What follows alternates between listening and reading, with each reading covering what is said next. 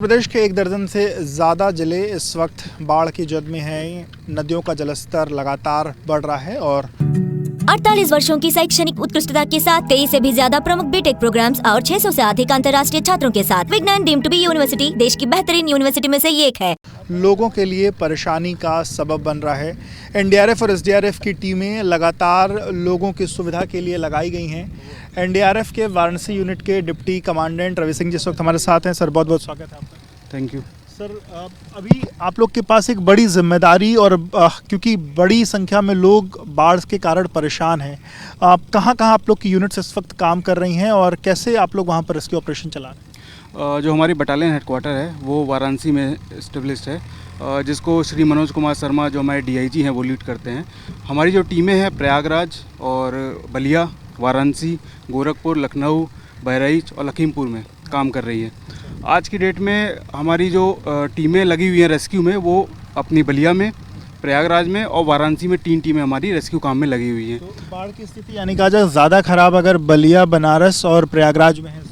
हाँ, इस समय प्रयागराज, बलिया और बनारस में स्थिति ज़्यादा गंभीर है। वहाँ पे ज़्यादा से ज़्यादा लोगों को इवैक्यूएट करने की ज़रूरत पड़ रही है, क्योंकि नदी का स्तर आप देख ही रहे हैं कि तीनों जगह डेंजर लेवल को क्रॉस कर चुका है, तो स्थिति काफ़ी नाजुक है यहाँ पे। अगर इसमें अलग अलग जिलों की बात करें तो लगभग कितना फोर्स यहाँ पर डिप्लॉय किया गया है, कितनी संख्या में बोट्स डिप्लॉय की गई हैं? हमारी यहाँ प्रयागराज में एक टीम है जिसकी नफरी 30 से 35 के बीच में रहती है और 4 बोटें हमारी रेस्क्यू काम में लगी हुई हैं।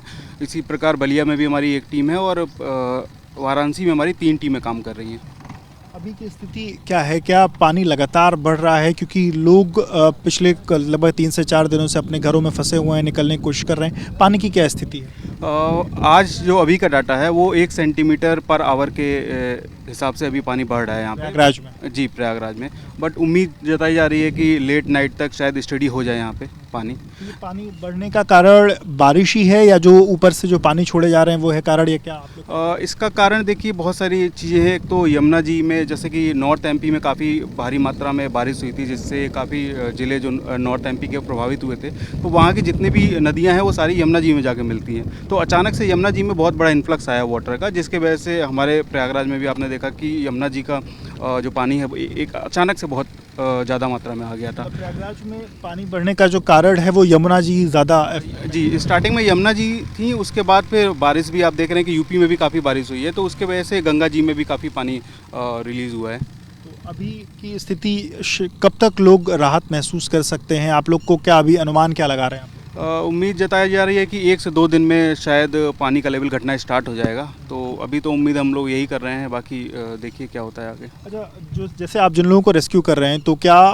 उसके लिए कोई हेल्पलाइन नंबर, कोई नंबर भी आप लोग की तरफ से जारी किया गया है? कैसे आप लोगों तक पहुंच रहे हैं, या सीधे आप लोग फील्ड में ही जो लोग कह रहे हैं उनको सीधे रेस्क्यू कर रहे हैं? क्या तरीका है रेस्क्यू?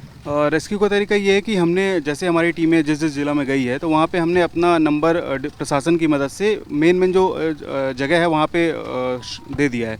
तो किसी को भी अगर रिक्वायरमेंट होती है तो एनडीआरएफ के उस कमांडर, जो टीम कमांडर काम कर रहा है, उससे कांटेक्ट कर सकता है, या फिर हमारे कंट्रोल रूम का जो नंबर है वो हमने ऑनलाइन भी डाल रखा है। हमारी साइट पे जाके आपको वो नंबर मिल जाएगा, वहाँ से भी आप डायरेक्ट कांटेक्ट करके हमारी टीमों को यूज़ कर सकते हैं रेस्क्यू के लिए। अगर आप उसके माध्यम से वो नंबर शेयर करना चाहें जिससे लोग जिनको मदद चाहिए हो वो अगर ओके, मैं शेयर कर दूंगा आपके साथ, तो आप शो कर सकते हैं, मैं आपको बता दूँ। अभी ये माना जाए कि अगले 1 से 2 दिनों में थोड़ी सहूलियत लोगों को मिल सकती है? जी, अगले 1 से 2 दिनों में घटने की आशा, मतलब उम्मीद जता रहे हैं। बाकी अचानक से अगर कोई वेदर में फोरकास्टिंग में चेंज हो जाता है तो उसके बारे में नहीं कह सकते, लेकिन आज के डेट के हिसाब से ये है कि कल से उम्मीद है कि शायद घटना स्टार्ट हो जाए। और बनारस और बलिया की भी स्थिति कमोबेश ऐसी ही रहने वाली है? जी, क्योंकि आपको पता है कि प्रयागराज के बाद जो गंगा नदी है वो हमारी वाराणसी में जाती है, तो यहाँ से जितना पानी जाएगा वो सारा वाराणसी में गया है और फिर उसके बाद फर्दर वो बलिया प्रोसीड करता है। तो जैसे जैसे यहाँ प्रयागराज की स्थिति सही होगी तो कुछ टाइम बाद वाराणसी और उसके बाद बलिया की भी स्थिति सुधरने की उम्मीद है। बहुत बहुत शुक्रिया बात करने के लिए। तो आप डिप्टी कमांडेंट रवि जी को सुन रहे थे, जिनका कहना है कि जो वाराणसी यूनिट की टीमें हैं वो अलग अलग जगहों पर लगी हुई हैं, जिसमें 3 जगहों पर विशेष तौर पर इस वक्त एनडीआरएफ की टीमें काम कर रही हैं, जिसमें बलिया, बनारस और प्रयागराज है। और प्रयागराज को लेकर के उनका ये कहना है कि अगले 1 से 2 दिनों में अगर वेदर फोरकास्ट अभी के हिसाब से रहा तो स्थितियाँ सामान्य होने की तरफ आगे बढ़नी शुरू हो जाएंगी।